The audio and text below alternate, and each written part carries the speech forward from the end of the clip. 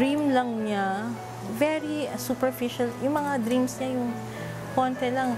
Ngayon, when he started working, ang dream lang niya is to buy an iPad. Yun lang. Or, ang dream lang niya is to go to yung another place, yung another country, gustong-gusto niyang puntahan.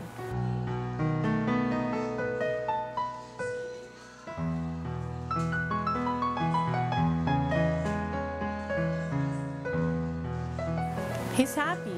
He's happy where he is now.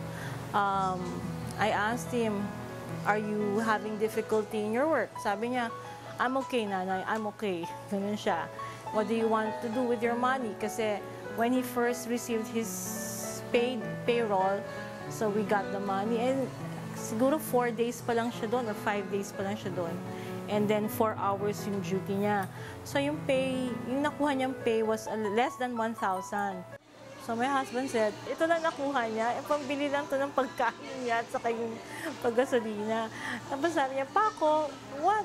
How can we buy your iPad? Kasi yun ang nagmamotivate sa kanya, how can we buy your iPad? Kulang to. It's okay, I will still work. So happy siya sa job niya. He loves the job, he loves the people he works with. And every day, parating maaga siya magising kasi alam niya yung schedule niya. Why do you love serving people? Because they pay orders to the customers.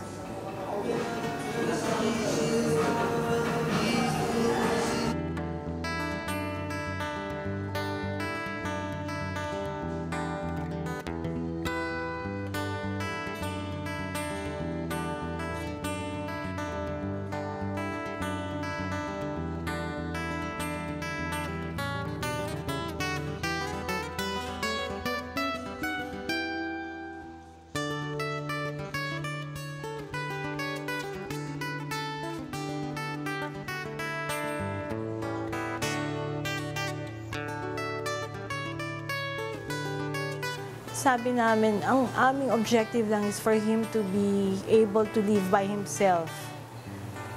Na pwede siyang mabuhay mag-isa because ang worry ko lang is that the 2 kids might, of course, they will get married. And the people, their partners may not be able to understand why Paco's like that. So, ang intention lang talaga namin is for him to live independently.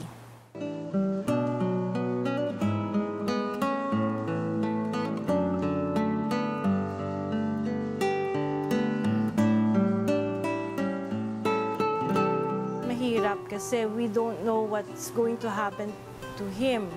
But we took care of it already because syempre yung insurance also is very important because yung cost niya is very mahal ang cost ng may anak na may special needs, di ba? So, ang sinabi ko lang sa anak kong lalaki, kay Anton, yung second kong son, na if anything happens to us, can you take care of kuya? Sabi naman niya sa akin na, Mom, I will, don't worry. Kasi, buy one, take one ako. Pag yung asawa ko hindi siya gusto, hindi ko na rin siya pakakasalan. Because I will be the one taking care of kuya. Probably, that is the best thing parent would hear from their children na alam mo merong mag-aalaga sa kanya. So, yun.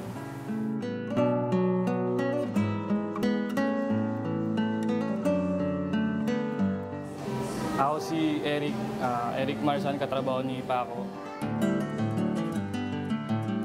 Maayos naman po siyang katrabaho. Nung una po, kala ko di ko siya magiging kasimba kasi tahimik lang po siya. Kapag